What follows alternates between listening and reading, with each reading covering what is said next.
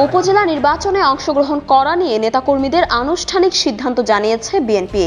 মঙ্গলবার বাংলাদেশ জাতীয়তাবাদী দলের সিনিয়র যুগ্ম মহাসচিব অ্যাডভোকেট রুহুল কবির রিজভী স্বাক্ষরিত এক বিবৃতিতে এ তথ্য জানানো হয়।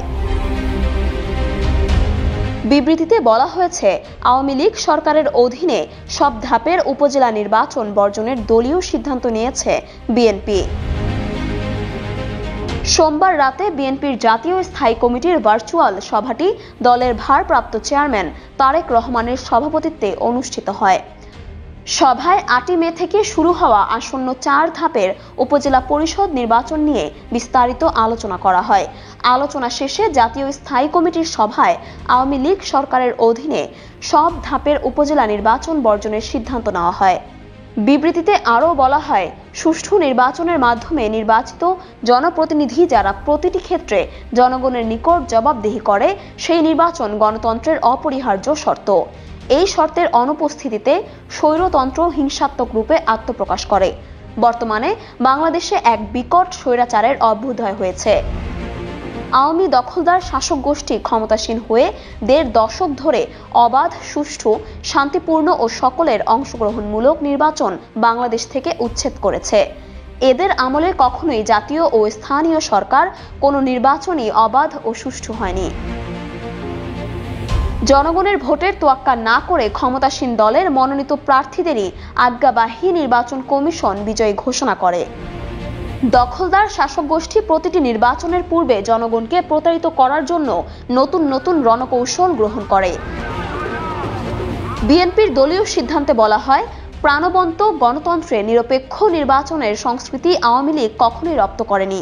তাদের অধীনে সকল জাতীয় সংসদ ও স্থানীয় সরকার নির্বাচনে প্রতিদ্বন্দ্বী বিরোধী দলের প্রার্থীদের নানাভাবে হামলা, মামলা ও হয়রানির শিকার হতে হয়েছে। মনোনয়নপত্র তোলা ও জমা দেওয়া এবং নির্বাচনী প্রচারণায় হামলা ও শারীরিক আক্রমণ সহ পথে পথে বাধা দেওয়া হয়। অনেককেই মনোনয়নপত্র জমা দিতেও দেওয়া হয়নি। দলের পক্ষে বলা হয়, অগণতান্ত্রিক শক্তি কখনো অবাধ, সুষ্ঠু নির্বাচনের মিত্র হতে পারে না।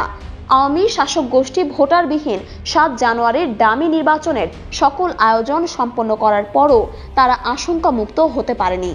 তাই নির্বাচনী পর্যবেক্ষকদেরও নির্বাচন পর্যবেক্ষণের সুযোগ না দেওয়া, ইন্টারনেটের গতি স্লো করা, নাগরিকদের নজরদারি নস্যাৎ ইত্যাদি নজিরবিহীন সুষ্ঠু ও শান্তিপূর্ণ নির্বাচন বিনাশী পদক্ষেপ গ্রহণ করে। এর আগেও জাতীয় ও স্থানীয় সরকার নির্বাচনে বিরোধী দলের পোলিং এজেন্টদের নানাভাবে বাধা প্রদান করা হয়। কিছু এজেন্টদের ভোট কেন্দ্রে ঢুকতে দেওয়া হলেও পরক্ষণেই তাদের বের করে দেওয়ার অভিযোগ করা হয়। গত 7 জানুয়ারির নির্বাচন প্রসঙ্গ তুলে ধরে বিবৃতিতে বলা হয়, এরা একতরফা নির্বাচন করতে গিয়ে বিএনপি সহ গণতন্ত্র মনা দলগুলোর হাজার হাজার নেতাকর্মীকে কারাগারে আটক করে রাখে। 7 জানুয়ারির ডামি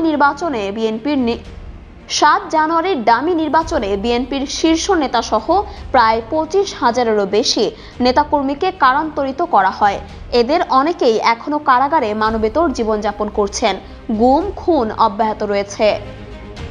দলীয় সরকারের অধীনে নির্বাচনে বিএনপি যাবে না জানিয়ে বলে, বিএনপি শেখ হাসিনার নেতৃত্বে সরকার ও তার সাজানো নির্বাচন কমিশনের অধীনে এবং প্রশাসন ও পুলিশের প্রকাশ্য একপেশে ভূমিকার জন্য ইতোপূর্বে অনুষ্ঠিত জাতীয় সংসদ ও স্থানীয় সরকার নির্বাচন বর্জন করেছে।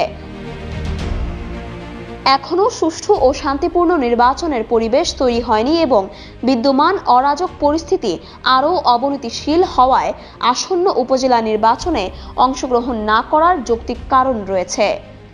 বিবৃতিতে আরও বলা হয়, এই সরকার ভোট, সংবিধান, ভিন্ন মত প্রকাশ, বহুদলের অংশগ্রহণে নির্বাচন সহ মানুষের সহজাত অধিকারগুলোকে নির্দয় দমনের কশাঘাতে বিপর্যস্ত করেছে।